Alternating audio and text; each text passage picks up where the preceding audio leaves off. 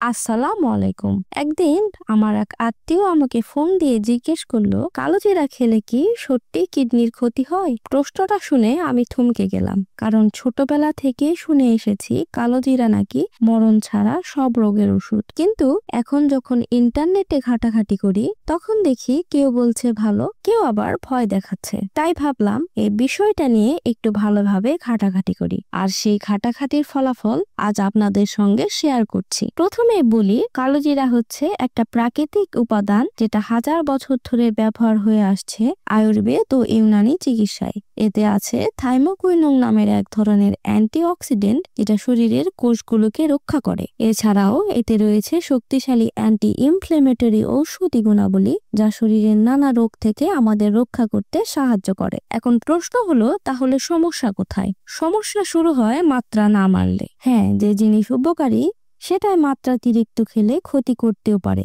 গবেষণায় দেখা গেছে প্রতিদিন 1 থেকে 2 গ্রাম কালোজিরা খেলে শরীরের জন্য ভালো, কিন্তু কেউ যদি 5-6 গ্রাম কিংবা এর বেশি খেতে শুরু করে, তখনই সমস্যা দেখা যায়। বিশেষ করে যাদের কিডনিতে আগে থেকেই সমস্যা আছে, তাদের জন্য কালোজিরা অতিরিক্ত খাওয়া হতে পারে বিপজ্জনক, কারণ অতিরিক্ত কালোজিরা কিডনির উপর চাপ সৃষ্টি করতে পারে এবং রক্তে ক্রিয়েটিনিন বাড়িয়ে দিতে পারে। তবে যারা সুস্থ, তাদের জন্য পরিমিত পরিমাণে কালোজিরা খাওয়া নিরাপদ এবং উপকারী। আপনি চাইলেই সকালে 1 চামচ মধুর সঙ্গে খেতে পারেন। এতে হজম শক্তি বাড়ে, রোগ প্রতিরোধ ক্ষমতাও ভালো থাকে। শেষ কথা, প্রাকৃতিক জিনিস মানেই যে সেটা অজস্র খাওয়া যাবে এমনটা ভাবা ভুল। সবকিছুর একটা পরিমিতি আছে। তো কমেন্টে জানান আপনি কালোজিরা খেয়েছেন কিনা, আর অবশ্যই চ্যানেলটা সাবস্ক্রাইব করতে ভুলবেন না, কারণ আমি এমনই স্বাস্থ্যভিত্তিক তথ্য নিয়ে আসি আপনাদের জন্য একদম সোজা ভাষায়। দেখা হবে পরের ভিডিওতে। ততদিন পর্যন্ত ভালো থাকবেন, সুস্থ থাকবেন।